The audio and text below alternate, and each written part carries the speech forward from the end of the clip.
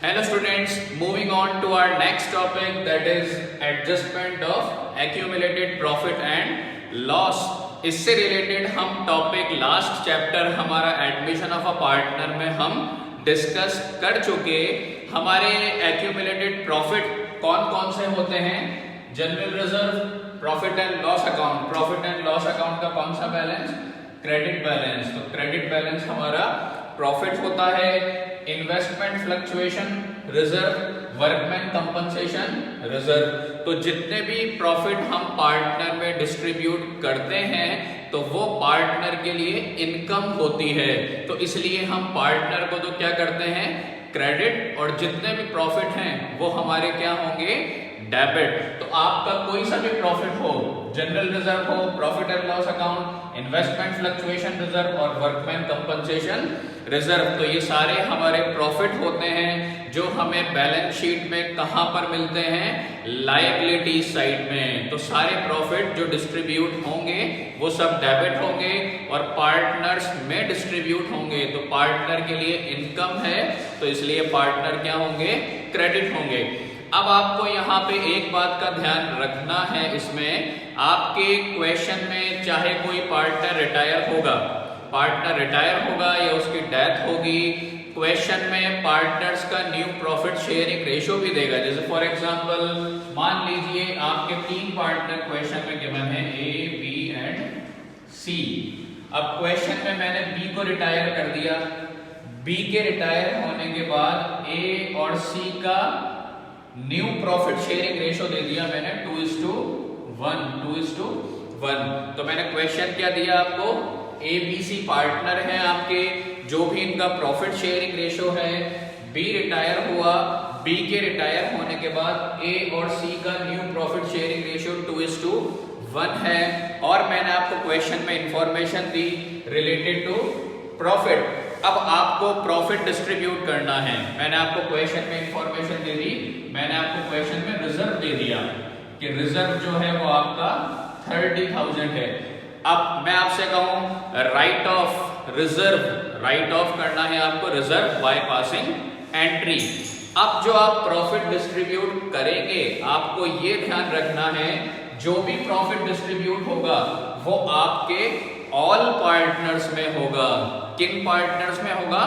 All partners में। तो जो भी प्रॉफिट है हम किस में डिस्ट्रीब्यूट करेंगे? ऑल पार्टनर्स में। चाहे कोई पार्टनर रिटायर हो, हमें कोई मतलब नहीं है। न्यू प्रॉफिट शेयरिंग रेशियो से भी हमें कोई मतलब नहीं है। तो हमें किससे मतलब है? ऑल पार्टनर्स से। और रेशियो भी कौन सा होगा आपका? Old ratio. तो आप किस रेशियो में डिस्ट्रीब्यूट करेंगे? ओल्ड रेशियो में। तो आपको बेसिकली सिर्फ ये ध्यान रखना है, आपको कोई भी प्रॉफिट गिवन हो या रिजर्व गिवन हो वो हमेशा डेबिट होगा। हमें राइट ऑफ करना है, एंट्री पास करनी है, वो हमेशा डेबिट होगा। और पार्टनर्स कौन से? ऑल पार्टनर्स, वो हमेशा क्रेडिट होंगे। और किस रेशियो में डिस्ट्रीब्यूट करना है हमें? ओल्ड रेशियो में। ये वाली बात ध्यान रखिएगा। पार्टनर कौन सा रिटायर हुआ कोई मतलब नहीं है। न्यू प्रॉफिट शेयरिंग रेशियो क्या है उससे भी हमें कोई मतलब नहीं है। हमें ऑल पार्टनर्स चाहिए और रेशियो भी कौन सा चाहिए? ओल्ड। तो ये हमारी कौन सी एंट्री होगी?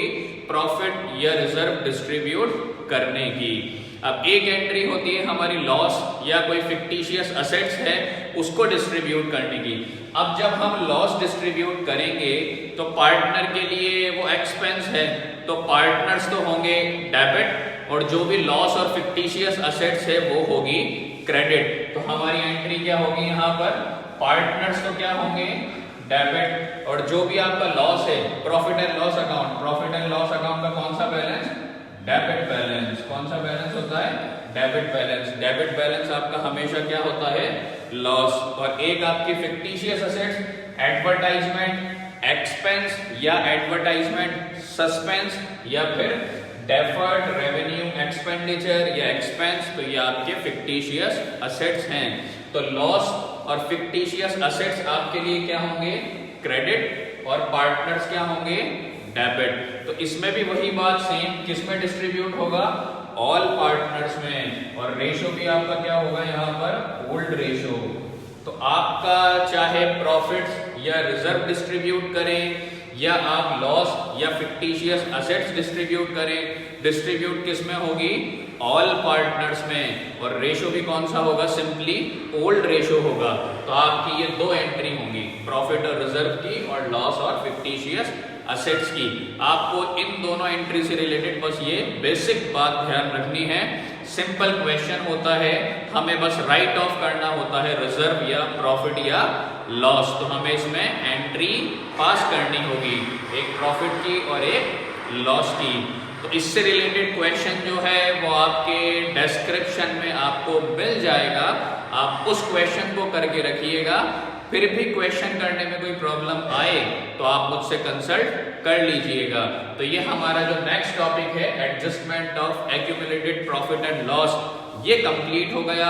अब नेक्स्ट टॉपिक हम नेक्स्ट क्लास में डिस्कस करेंगे। Okay, thank you, have a nice day.